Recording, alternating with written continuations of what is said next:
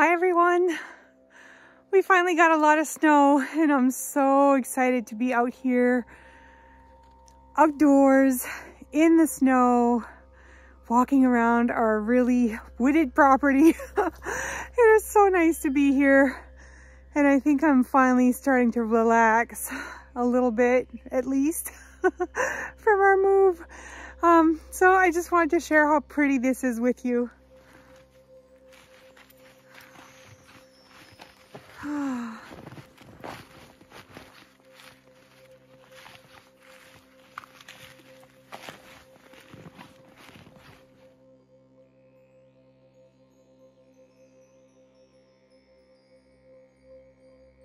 Well, that was just a couple of days ago, and after almost 3 inches of rain, the snow's all gone.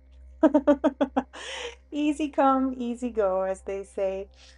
Thankfully, it's just the beginning of winter. In fact, I think winter doesn't really even officially start here until December 21st, so we should have more snow in our future.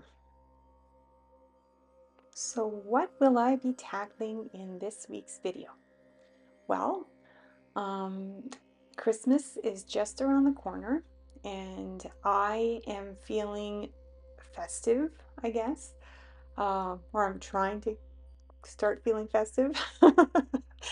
And I was inspired for this week's video to create some pattern artwork using colors that I find festive. And I know this yellow here, this is actually raw sienna, is not typically a color associated with Christmas, but when I think about Christmas in particular, I always think about bright, cheerful colors. And so I usually think about gold, I think about red, I think about green. Really, I think a lot of colors can be associated with Christmas, but for me, the red, the green, and the gold really resonate. And so I wanted to create a little bit of artwork, something just to have fun and de-stress. This can be a pretty stressful and busy time of the year. And I wanted to do something relatively easy where I can just practice mark making and create repeating patterns because I find those to be very relaxing, and use colors that for me are festive colors. And so I'm using this raw sienna along with carmine nacre, and I'm also going to work with Hooker's green, sap green, and maybe a bit of green gold, maybe not, but I'm mostly going to be using working with raw sienna, carmine nacre, and some green. And then I might mix these colors together to create other shades of color as well. And then I'll add some patterns, and the whole idea of this painting is just to make it fun and bright. Though I really don't consider myself to be a very religious person today, I am a very spiritual person, and I do continue to celebrate Christmas with my family and friends. And I also have quite a bit of curiosity about other celebrations that are going on around the world. We are very lucky in this community to have people from many different parts of the world. And I know some of you do celebrate Christmas, some of you celebrate Hanukkah.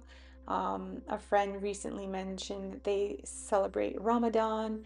And I wonder what other celebrations you may be having. And I'd love to hear in the comments what those celebrations are like for you. What colors do you typically associate with your celebrations? And what kind of traditions do you hold with your celebrations?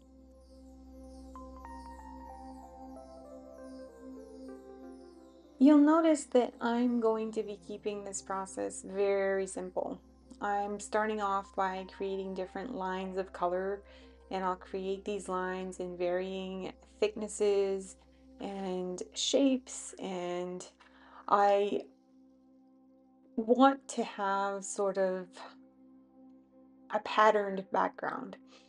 and I want the colors to repeat in my pattern background. And once everything is dry and I'm satisfied with the lines I've added in, I'll start to add some different marks to create other patterns.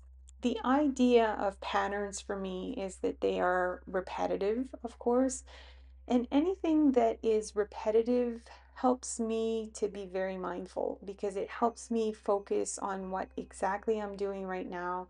It's not complicated, and I don't have to put too much thought into what I'm doing. And I can just go about my painting process in a very relaxed manner. My channel and the artwork I create for this channel is all about helping us find ways to connect more mindfully with our creative process. Because the creative process can be very therapeutic, and the more mindful we are when we create, the more therapeutic I believe it can be.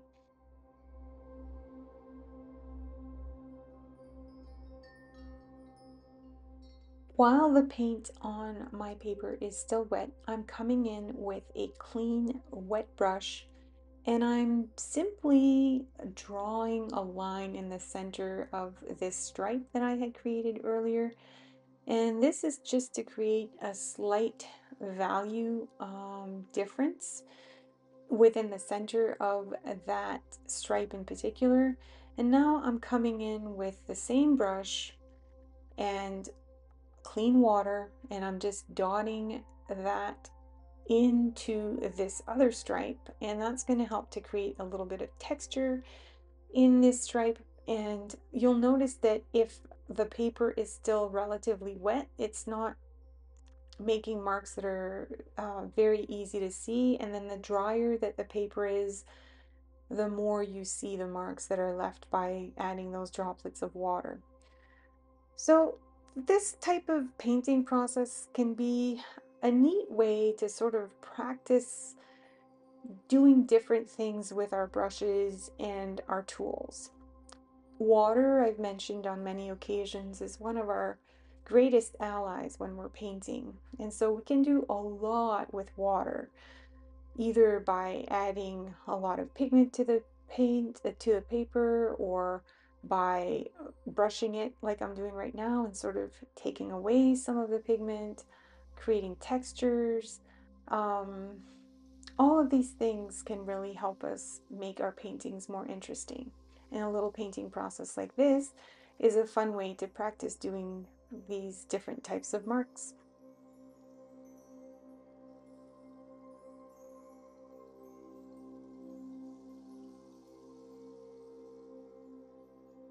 And the color I'm adding right now is called Hooker's Green, and it's a really beautiful dark value of green, dark shade of green, and it's probably going to be one of my darkest values in this painting. And so I'm happy I added it here in its most, in a pretty intense form, but I want to work on having some different values in my painting. And so I'm going to come in with some sap green to tone down this color a little bit so that I have a variety of different values in my painting.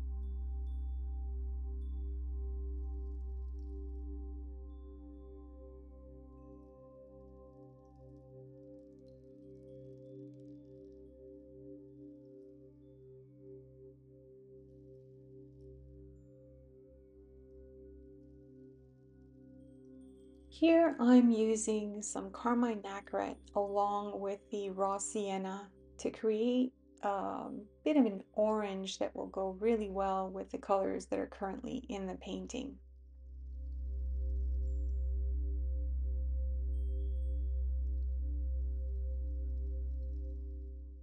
This new color I've created with the carmine nacre and the raw sienna sort of reminds me a bit of a terracotta, and it's really beautiful. I hadn't thought of mixing these two colors before, not for any particular reason, just because probably I've just not painted with them. Um, but yeah, I really like this color, and I can see myself now using it in future paintings, um, in other projects. So that's kind of cool. I like making these little discoveries as I'm working on little intuitive paintings like this.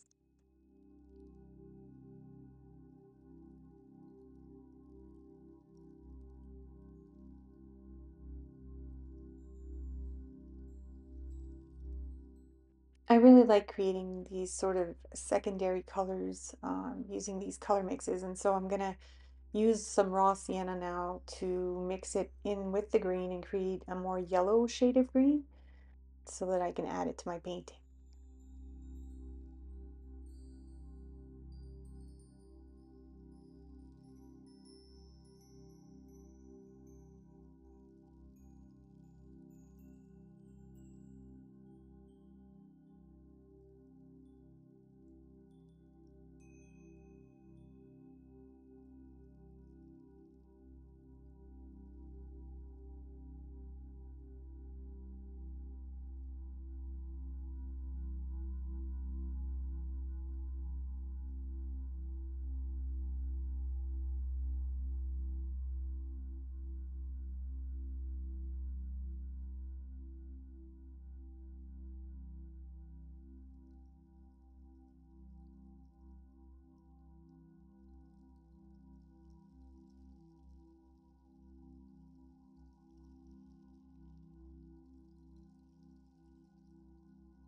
I'm really happy with the colors I've added in the background. So now I'm going to start working on adding a little bit more value contrast, and I'm going to be working on creating patterns within the stripes.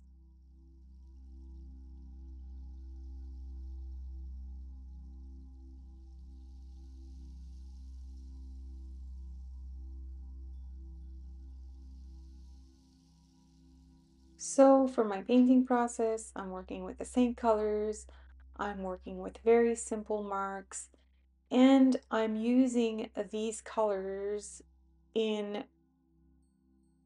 varying values. So what do I mean by values? In the background of this stripe that I'm painting over right now, there's a lighter value of green. And then on top, I'm adding a darker value of green. Value is one of the many ways, I guess, that we can add interest to our paintings. Without value, if everything is sort of in the similar, in the same value um, spectrum, a painting will look very flat.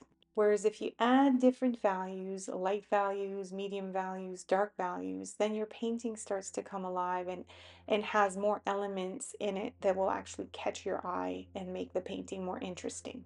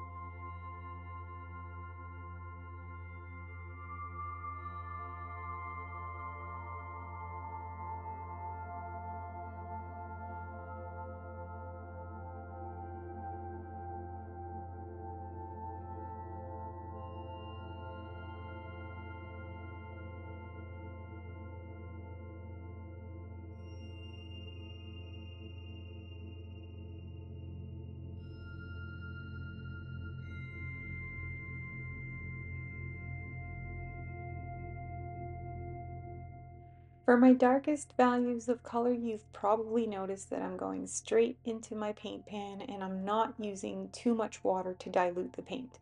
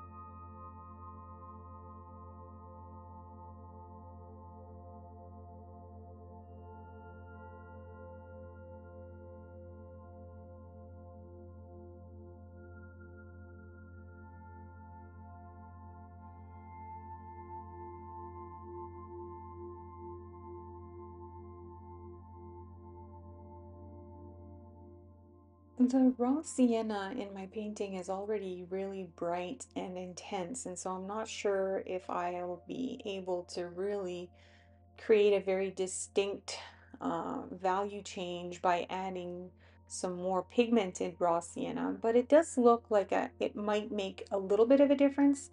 Now, once it dries, it is going to dry a little bit lighter, but I do think there's a bit of a value difference, so I think this will be interesting in the painting as well.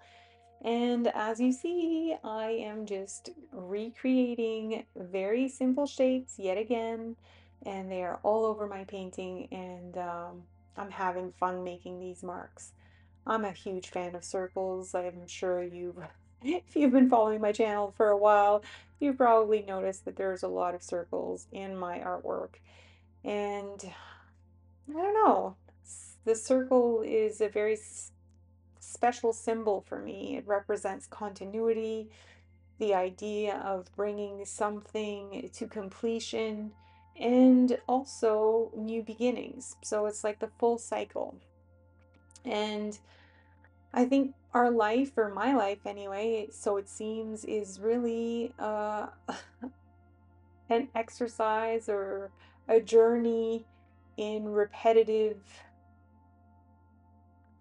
and maybe repetitive cycles. Sometimes, yeah, I'm sure. I'm sure there are repetitive cycles where I'm repeating lessons that I'm having a hard time learning. And then once I've picked up on those lessons and I'm ready to move on, I'm ready to start a new cycle and learn more about this new experience or a new way of living my journey. So I guess that's part of why I like circles so much. They have a lot of meaning for me.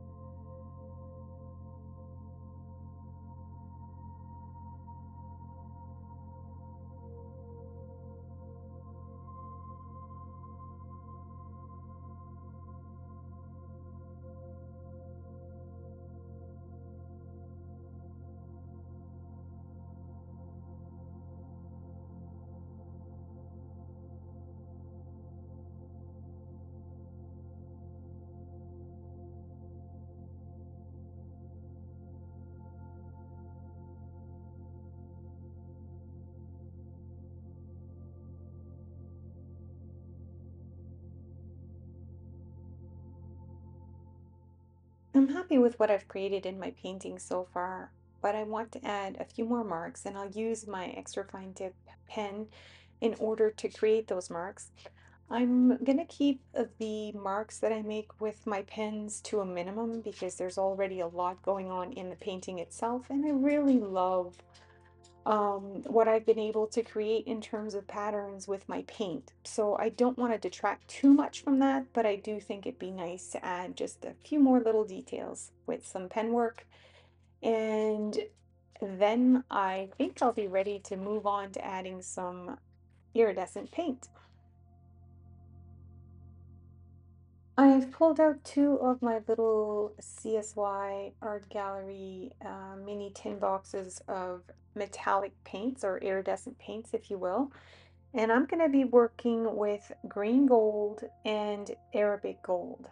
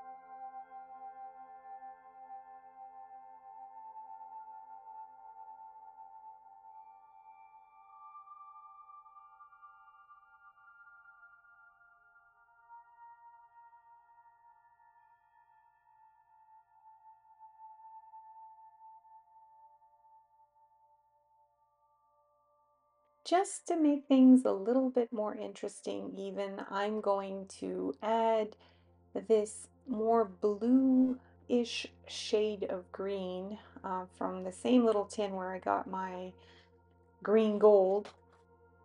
And as I'm adding it, I'm really liking it. It's a little different than what's going on in the background, and I think it's just enough to capture your eye without completely detracting from everything else that's happening. So I'm really happy with this decision.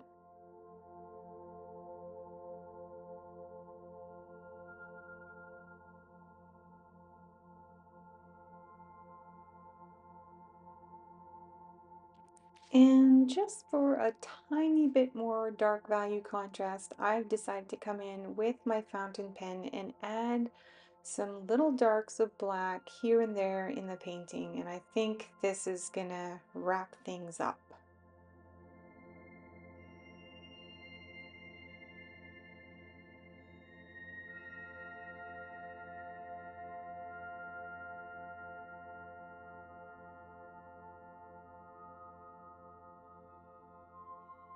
My festive little intuitive painting process really feels like a fiesta. It is fun, it is bright, it is cheerful, it is everything I needed it to be at this time of the year. And I am ready to call it done.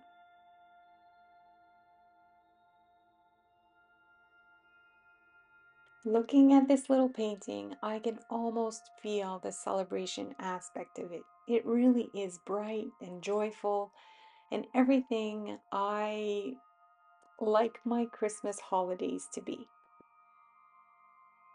Whatever holidays you celebrate, I'd really love to know what colors you associate with these holidays. And how do you incorporate them in your artwork when this time of the year approaches?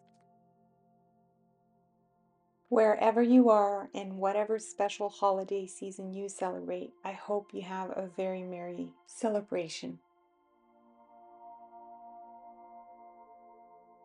Thank you again for joining me on my creative journey. I hope you have a wonderful week and happy creating!